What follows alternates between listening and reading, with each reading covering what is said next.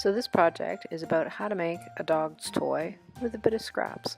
We just finished a project on how to make a cape for a dog using some larger pieces of leftover material, but now we have some really small pieces.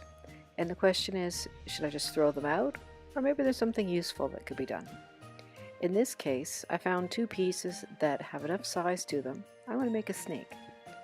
There's a few key ingredients to making a really great dog toy.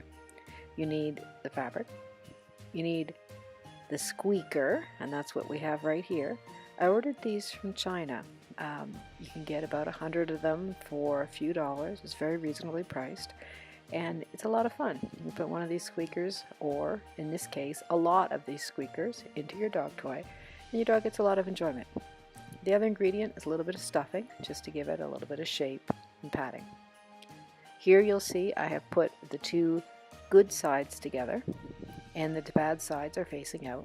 I'm going to sew this project on the outsides, and I'm going to put the squeakers in at about equal distance all the way through.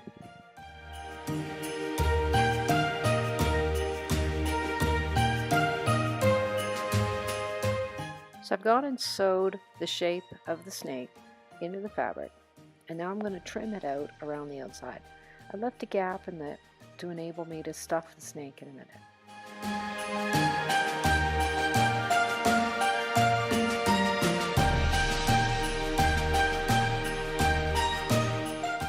Next step, after I've trimmed it out, is to turn it inside out. So I'll start by just putting it through with my fingers, but I may need something a bit pokey because this is quite a long, thin shape to turn inside out.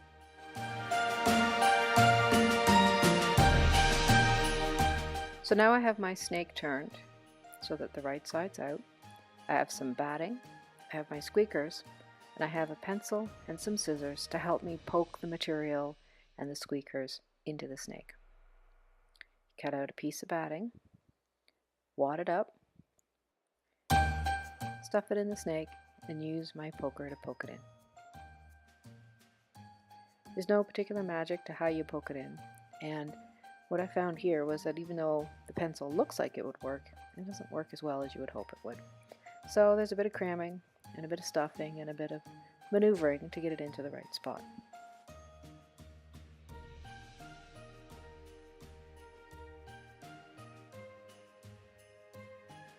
In this situation, I decided to use the scissors. They're a little longer and a bit wider, makes it easier to poke the stuff in. You have to be very gentle when you use scissors and make sure that they're thoroughly shut, otherwise you could poke a hole in your fabric.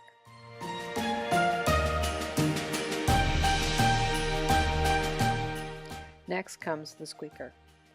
In this first one, I'm just going to slide it right in. But what you'll see in the subsequent ones is that I take pieces of batting, wrap it around the squeaker, and then push it all in together to help create the different divisions that I'm going to create on the final snake.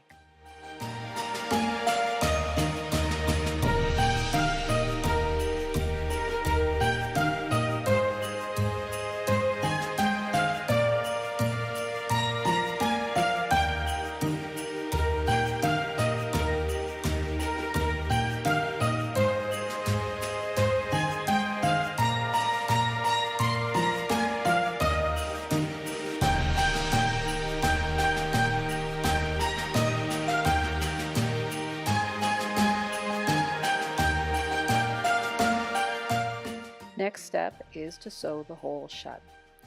I take a good length of thread, put it through my needle, double up the thread and tie a knot in the end. It makes for a nice, strong thread so that the hole can be securely shut.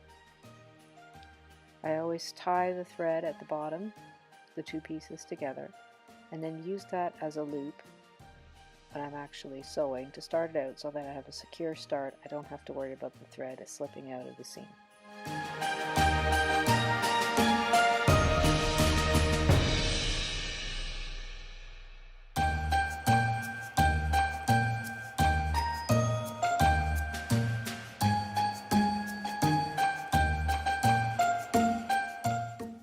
Hold the two ends of the open seam together, start your stitch, and sew the two pieces together, allowing them to pinch in. So what that means is you take a little stitch on one side, and then a little stitch on the other side, and then over the top, and then repeat. So that's a side to side motion. This helps make for a nice tight seam that isn't going to get loose or come open.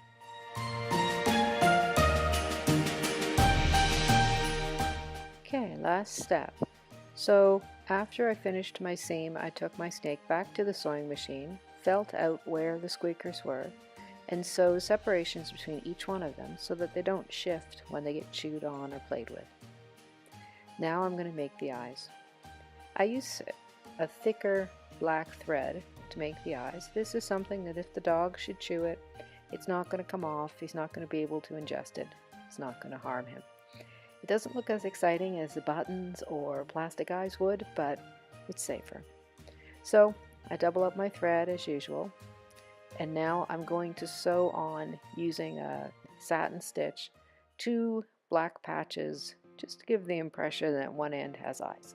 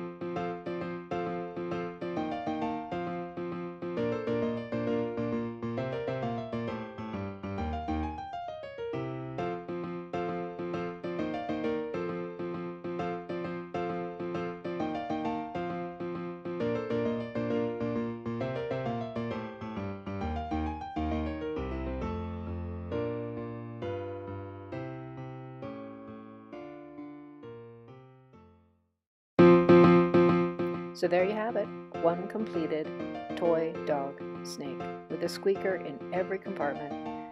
Anywhere the dog picks it up, anywhere the dog squeezes, he's going to get a good satisfying squeak.